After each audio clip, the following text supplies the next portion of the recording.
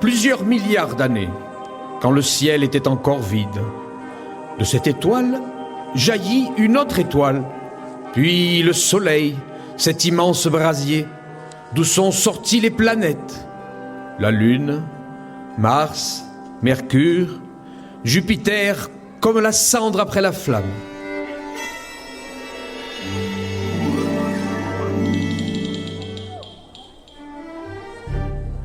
Sur Terre, enfin, la vie est apparue. Poissons, reptiles, mammifères. Et, monté dans les arbres, un petit animal semblable à l'écureuil, qui plus tard deviendra un homme. L'homme est donc bien le fils du feu. Quand, par une claire nuit d'été, il regarde la Voie lactée, cette poussière d'étoiles, c'est son enfance qu'il contemple, à des millions d'années-lumière, l'enfance de l'humanité.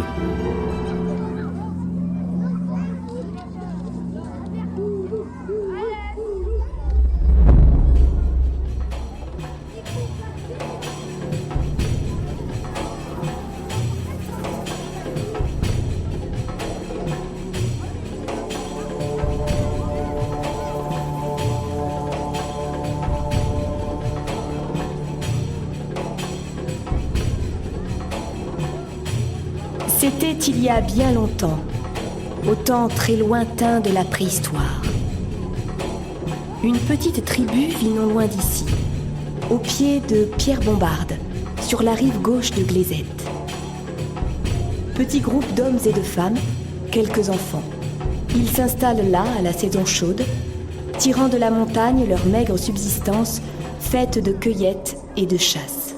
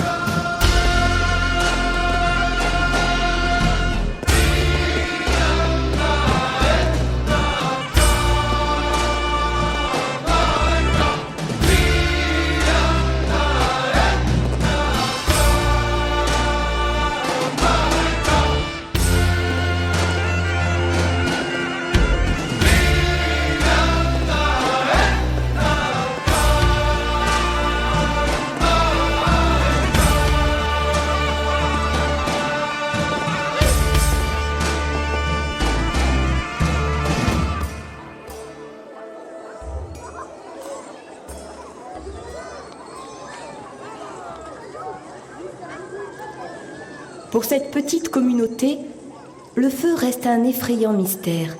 Ils ne connaissent que celui du ciel, lorsque gronde l'épouvantable tonnerre. Précisément, après une lourde journée plombée de soleil, d'épais nuages noirs envahissent le ciel. C'est l'orage.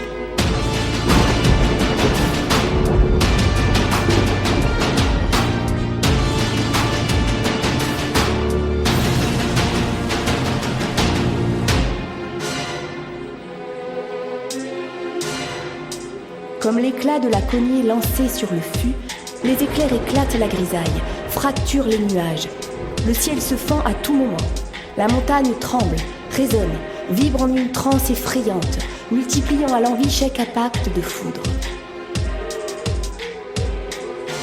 sans une goutte de pluie, l'obscurité tombe sur cette apocalypse sèche, éblouissant la montagne de 1000 zébrures aveuglantes.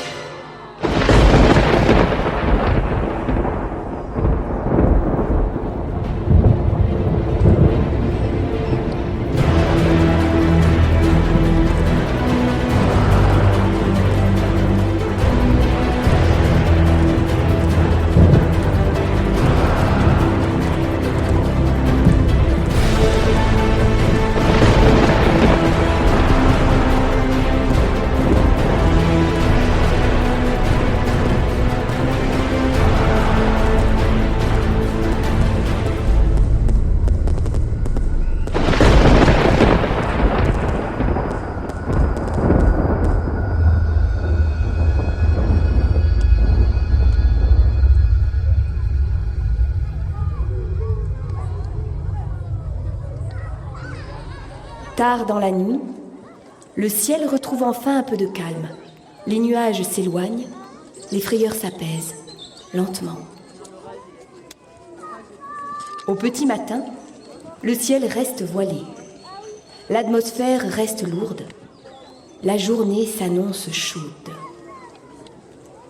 Chacun vaque à ses occupations, qui à la cueillette des plantes et des baies, qui sur la piste d'un petit gibier, qui à la recherche de ce qui pourrait devenir un outil. Le ciel retrouve la sérénité. La nuit tombe sur la montagne. Les hommes et les femmes profitent de la fraîcheur pour goûter la quiétude des soirs d'été, observant les sommets alentours, le croissant de lune, les mystérieuses étoiles.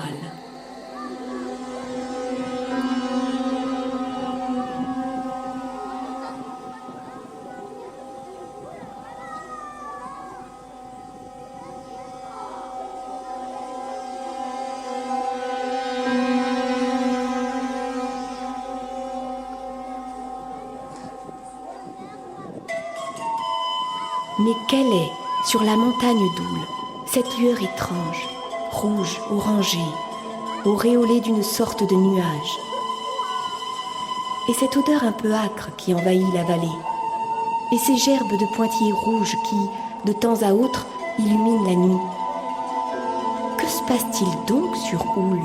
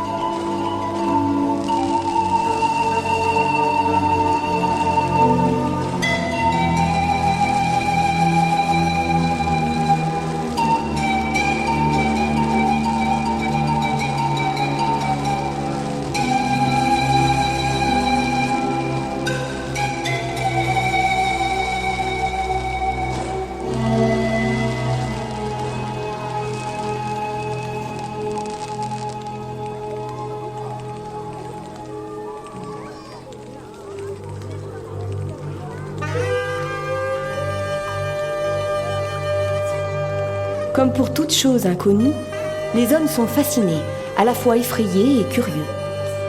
Quelques-uns décident d'aller voir de plus près.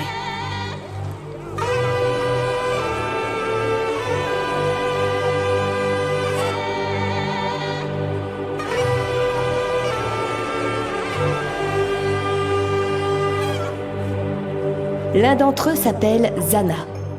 Plus jeune, plus téméraire, il s'approche trop près du brasier. Soudain, un brusque retour de flamme l'enveloppe, semble le happer et le fait disparaître dans un écran d'épaisse fumée. Ses compagnons, saisis de terreur, le voient perdu. Il recule et s'enfuit à toutes jambes. La journée passe. Zana ne revient pas.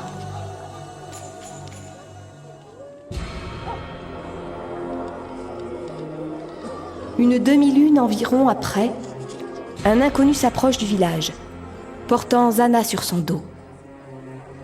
Celui-ci est blessé, mais l'inconnu a pris soin de lui, administrant sur ses brûlures des cataplasmes faits d'écorces et de plantes. Zana sera bientôt sur pied.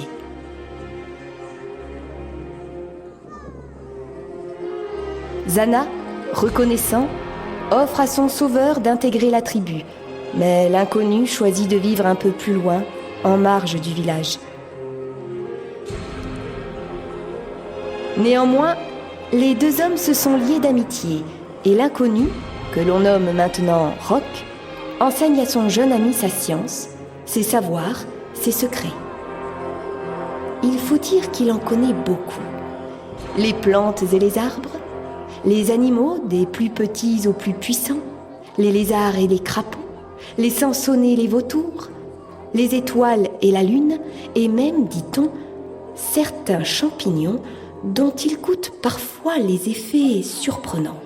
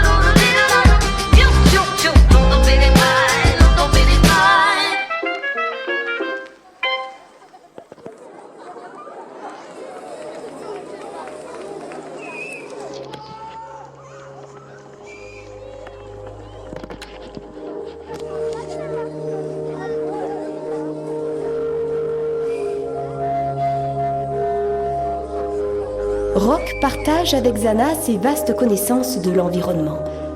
Pourtant, il est un secret dont il ne veut pas parler. Malgré l'insistance et la curiosité de Zana, il refuse de le lui livrer, prétextant que c'est trop dangereux, mais que plus tard, peut-être un jour, il pourrait lui en parler. Le temps passe, Roc meurt. Zana est attristée. Mais il est aussi frustré de ne pas détenir ce fameux secret que Roc n'a jamais voulu révéler. Ruminant sa peine et son désarroi, il se réfugie dans la grotte où Roc résidait ordinairement, ressassant ce mystère qu'il n'a pas pu recueillir. À ses côtés, un petit tas de cailloux que Roc avait porté là depuis bien longtemps, on ne sait pourquoi. Plongé dans ses pensées, Zana prend quelques cailloux en main, sans réfléchir, les tournant et les retournant comme on le fait souvent pour se détendre. Las de ses songes, il se met à lancer ses cailloux contre la paroi de la grotte, visant ici ou là en une sorte de jeu d'adresse improvisé. 1 caillou, 2 cailloux, 3 cailloux projetés sur la paroi. Mais que se passe-t-il ? Ces cailloux, lorsqu'ils heurtent le rocher, font jaillir, dans l'ombre de la caverne, des petites étincelles. C'est ainsi que Zana découvrit il y a bien longtemps, ici, au bord de Glaisette, le grand secret du feu.